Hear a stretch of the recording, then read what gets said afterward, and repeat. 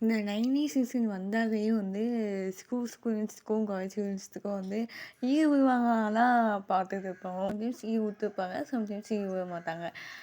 இது என்னன்னா, மழை வந்து மொத நாள் வந்து நல்லா மழை பெஞ்சுட்டு இருந்துக்கும். ஆனா, அன்னைக்கு வந்து லீவே இருந்திருக்காது. ஸ்கூல் ஸ்டூடெண்ட்ஸோ, காலேஜ் ஸ்டூடெண்ட்ஸோ எல்லாமே வந்து மழை நனைஞ்சிட்டே போயிட்டு இருந்திருப்பாங்க. ஆனா, மறுநாள் ஸ்கூல், காலேஜ்க்குலாம் லீவ் விட்டுருப்பாங்க.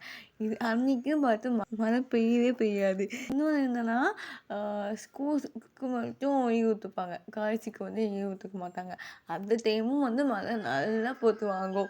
அப்பதான் தோணிருக்கு ஸ்கூல்ஸ்லாம் லீவு ஜாலியா இருப்பாங்க. காலேஜுக்கு வந்து நம்ம போகணும்யா அப்படின்னு சொல்லி இருக்கும். இதாவது பரவாயில்ல. வீட்டில் வந்து தங்கச்சியும் இல்லை தம்பியும் இருந்தாங்க அப்படின்னா ரொம்ப கஷ்டமா இருக்கும். நம்ம மட்டும் போகணுமே அப்படின்னு சொல்லி கடுப்பாக இருக்கும். ஆனால் ஸ்கூல் காலேஜ்லாம் முடிச்சதுக்கப்புறம் ஆஃபீஸுக்குன்னு போயிட்டோம்னா நீ வந்து தான் ஆகணும் அப்படின்னு சொல்லுவாங்க. எந்த மாதிரி நடந்தா சொல்லுங்கள். பாய்.